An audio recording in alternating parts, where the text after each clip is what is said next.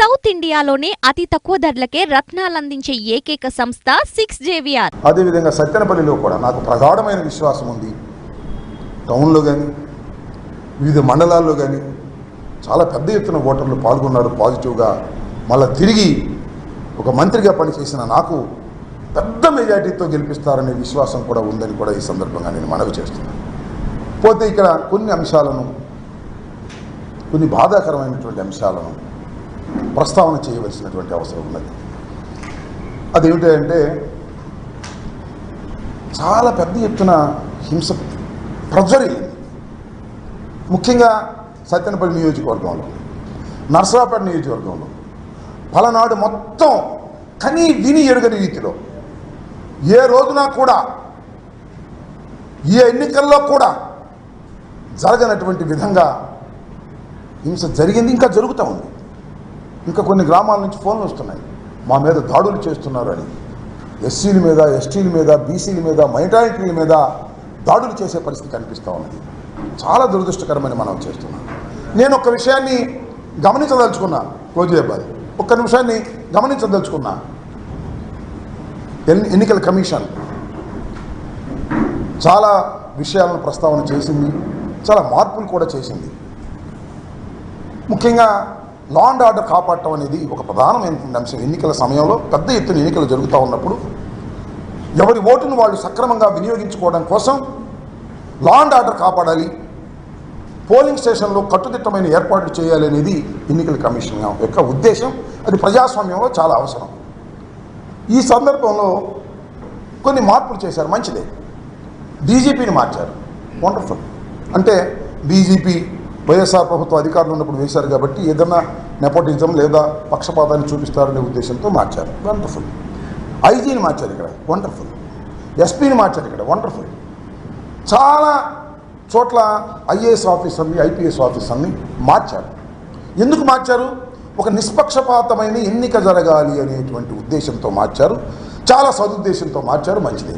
నేను అడుగుతా ఉన్నాయి వాళ్ళ, ఇంతమందిని మార్చారే, ఇన్ని మార్పులు చేశారే, నిష్పక్షపాతంగా జరిగిందా? లా అండ్ ఆర్డర్ కాపాడబడిందా? ఎంత బాధతో చెప్తున్నానంటే బోత్ సైడ్స్. వాళ్ళ తెలుగుదేశం వాళ్ళు తన్నులు తిన్నారు కొన్ని చోట్ల, వైసీపీ వాళ్ళు తలకాయలు పగిలాయి. వైసీపీ వాళ్ళు ఫోన్లు చేసి, అయ్యా మా ఊర్లో కొడుతున్నారు, మా పోలింగ్ బూత్ను ఆక్రమించుకున్నారు, దౌర్జన్యం చేస్తున్నారు, పోలీసులు పంపండి అంటే ఒక ప్రజాప్రతినిధిగా ఉన్నా నేను, ఒక మంత్రిగా ఇంకా ఉన్నా నేను, ఒక క్యాండిడేట్గా ఉన్నా నేను. పోలీసులకు ఫోన్ చేస్తే గంటల తరబడి పోలీసులు రీచ్ కానటువంటి పరిస్థితి. మ్యాన్ పవర్ లేదా? ఎందుకు రీచ్ కాలేదు? తలకాయలు పగిలిపోయి వాళ్ళు కొట్టుకొని అలిసిపోయిన తర్వాత పోలీసు వారు వెళ్ళారు, సినిమాల్లో వెళ్ళినట్టుగా. ఏమిటి దుర్మార్గం ఉంటున్నాను. ఆఫ్టర్ ఫెయిల్ ఆఫ్ పోలీస్, నేను రాష్ట్రంలో ఫెయిల్ అయ్యారు, మరి ముఖ్యంగా పలనాడు ప్రాంతంలో ఆఫ్టర్ ఫెయిల్యూర్ పోలీసు యంత్రాంగం అంతా కూడా లా అండ్ ఆర్డర్ కాపాడటంలో పూర్తిగా విఫలమయ్యారు. ఇది నిస్సందేహం. పూర్తిగా ఫెయిల్ అయ్యారు. ఫెయిల్ అయ్యారా? నాకు ఇప్పుడు అనుమానం వస్తుంది. ఫెయిల్ అయ్యారా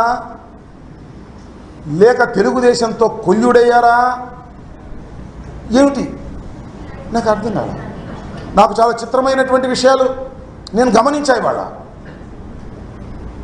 నా నియోజకవర్గంలో నిన్న నేను బూతులు తిరుగుతూ నకరికల్ వెళ్ళాను.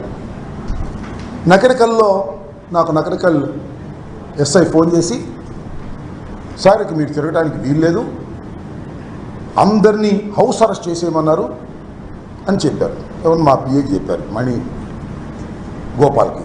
చెప్పగానే నేను ఎస్పీ గారికి ఫోన్ చేశాను, బిందు మాధవ్ గారికి. I have a respect on Bindu Madhav గారు, IPS officer, I know very well, మనకు కూడా పనిచేశారు. నాకు ఐ హ్యావ్ ఎ రెస్పెక్ట్, ఒక మంచి ఆఫీసర్ అనే అభిప్రాయం కూడా నాకు ఉంది, ఇప్పుడు కూడా అదే ఉంది. ఆయనకి నేను ఫోన్ చేస్తే, అవును sir, election commission has given order, మీరు హౌస్లో ఉండాలి. నేను సార్ మరి నకరికల్లో ఉన్నానంటే, అయితే ఇమీడియట్గా మీరు మీ ఇంటికి వెళ్ళి సత్తెనపల్లిలో ఉండండి అన్నారు. ఇమీడియట్గా బయలుదేరి సత్తెనపల్లి వచ్చారు. సత్తెనపల్లిలో కూర్చున్నా. ఫోన్ వచ్చింది నాకు, కుంకలగుంటలో కన్నా లక్ష్మీనారాయణ గారు తిరుగుతున్నాడు. మళ్ళా కాసేపు ఫోన్ వచ్చింది, గుళ్ళపల్లిలో కన్నా లక్ష్మీనారాయణ గారు తిరుగుతున్నాడు. నేను ఎస్పీ గారికి ఫోన్ చేశాను, వాట్ ఈజ్ దిస్ సార్? నన్నేమో తిరగొద్దన్నారు. నేనే ఒక లా అబైడింగ్ సిటిజన్గా, ఒక మంత్రిగా, నాకు సెక్యూరిటీ ఉన్నా ఇంట్లో కూర్చున్నాను. నా ప్రత్యర్థి తిరుగుతున్నాడు, ఏమిటి ఇది అన్నా. No sir, communication with the gap, ఆ ప్రత్యర్థిని కూడా ఆపేస్తాము అన్నారు. సరే, అలా కూర్చున్నాను. చాగంటి వారి పాలెంలో కన్నా లక్ష్మణ్ గారి కొడుకంట ఆయన వచ్చాడు. వచ్చి మీ అంతు తేలుస్తానని వార్నింగ్ ఇస్తున్నాడు. అక్కడ నాకు ఫోన్ చేశారు. ఆ తర్వాత అక్కడ సిఐ ఉన్నాడు, రాంబాబు అని ఆయన, నా పేరు గల ఆయనే. ఆ సిఐకి ఫోన్ చేసేటానికి ప్రయత్నం చేశాను, ఫోన్ ఎత్తలేదు. తర్వాత మళ్ళా ఎంపీపీ ద్వారా ఆ ఫోన్ ఇవ్వమన్నా. అతను ఏదో రెచ్చిపోయి మాట్లాడాడు. నేనేంచిన అతనే నా దగ్గరికి వస్తేనే నేను రికమెండ్ చేశా. ఆ రోజుల్లో ఆ రాంబాబున చాలా అగ్లీగా మాట్లాడేటువంటి పరిస్థితి కనిపించాడు. ఏంటి ఆయన అగ్లీగా మాట్లాడుతున్నావు? You are not a rowdy, you are a police officer, why you are talking like that? నేనే వస్తున్నాను అక్కడికి. నేను వెళ్ళాను. ఎందుకంటే నేను వెళ్ళకూడదనుకున్నాను. ఇక్కడే ఎస్పీ గారు చెప్పాడు కాబట్టి ఉండాలనుకున్నాను. అవతల కన్నా లక్ష్మణ్ తిరుగుతున్నాడు, కన్నా లక్ష్మణ్ కొడుకు నాగరాజు తిరుగుతున్నాడు. నేను వెళ్ళకపోతే నా క్యాడర్ ఒప్పుకోరని నేను అక్కడికి వెళ్తే అక్కడి నుంచి బయటకు వచ్చాడు ఎస్పీ.